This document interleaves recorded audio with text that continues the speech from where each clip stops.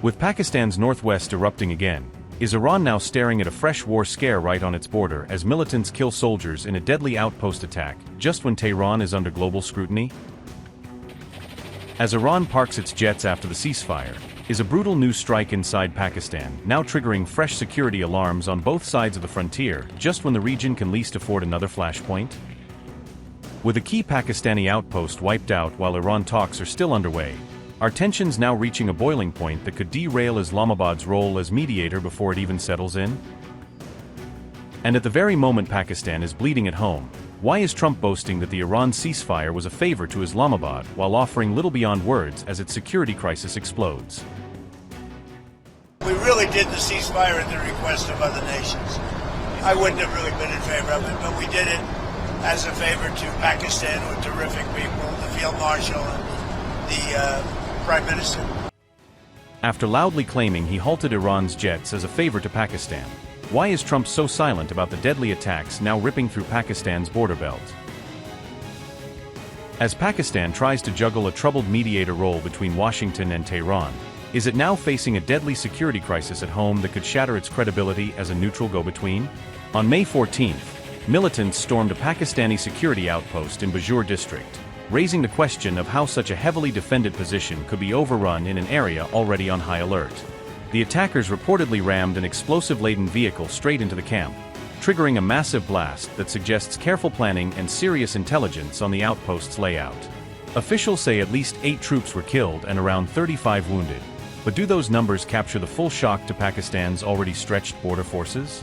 The explosion was so powerful that residents in markets more than 20 kilometers away reportedly felt the shockwave, underlining just how big a device the attackers managed to bring in undetected. Officials claim a drone strike hit first to soften the target, raising disturbing questions about how militants in this region are now using combined tactics that look more like a small war than a mere raid.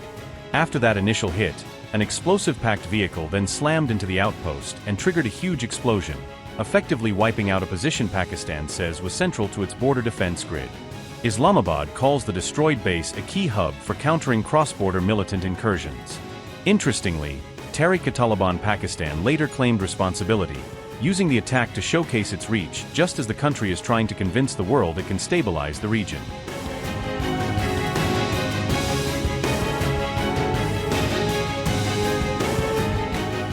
This isn't an isolated incident. Pakistan has encountered multiple major attacks in just a few days, hinting at a wider wave of violence that could overwhelm its security apparatus.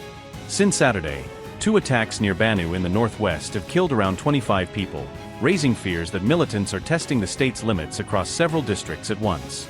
In Balochistan, a separate shootout that left 5 soldiers dead shows that the violence is not confined to one corridor, but spread across both tribal and restive provincial fronts.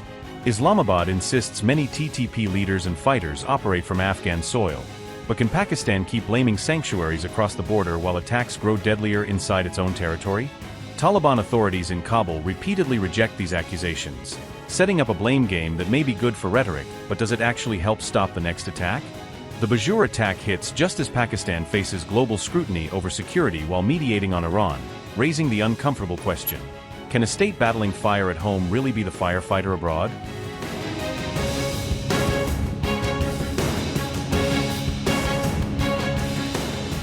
A CBS News report claims Islamabad quietly allowed Iranian military aircraft to use Pakistani airbases during regional tensions. According to US officials, several Iranian military aircraft were allegedly shifted to Pakistan's strategic Noor Khan air base. Reports say the aircraft included an Iranian RC-130 reconnaissance plane designed for surveillance and intelligence gathering operations. The reported aircraft transfers came soon after President Trump declared a fragile ceasefire agreement with Iran. American officials suspect Tehran relocated valuable aviation assets to avoid possible US military strikes during escalating tensions. Pakistan strongly denied the accusations, insisting such large aircraft could never stay hidden from public visibility. A Pakistan official said, and I quote, "Noor Khan base is right in the heart of the city. A large fleet of aircraft parked there can't be hidden from public eye," unquote. Reports also suggest Iran relocated civilian aircraft into Afghanistan after disruptions hit Iranian airspace operations. Taliban authorities denied sheltering Iranian jets despite claims that a Mahan Air aircraft remained temporarily in Kabul. Analysts believe Pakistan carefully balanced diplomacy while protecting strategic relationships with both Iran and China. Fresh clashes near the Strait of Hormuz signaled rising instability despite ongoing ceasefire and de-escalation efforts. Notably, direct negotiations between American and Iranian officials were hosted by Pakistan just last month.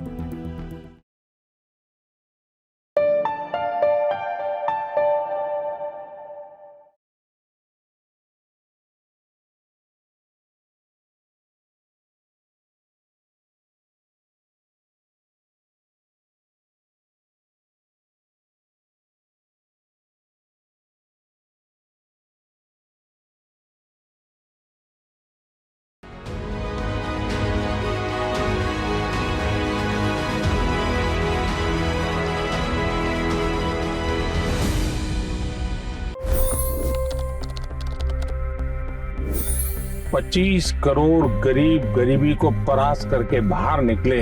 For the good of our nation, let's work together and let's truly make America great again. The fastest news breaks. Requested PM saying that we will have to speak to Putin and to Zelensky. The biggest newsmakers. The relationship with India is probably the most important bilateral relationship the U.S. will have for the rest of this century. The capital delivered quite an election result today. Expert analysis. The million-dollar question today is how to stop this dance of death. Ground reports. I'm standing at the crossroad of the Kumbh Mela. Behind me are more than 100 entry guards. Long-form interviews. Exclusionary politics is reflected in Manipur case as well. You don't bother because this is a small state. Deep dive into burning issues. It's often said DRC could be the richest country in the whole world. It's because of what sits underneath. Why exactly did the US topple the Sheikh Hasina government? HD videos. We don't just break news, we break it down.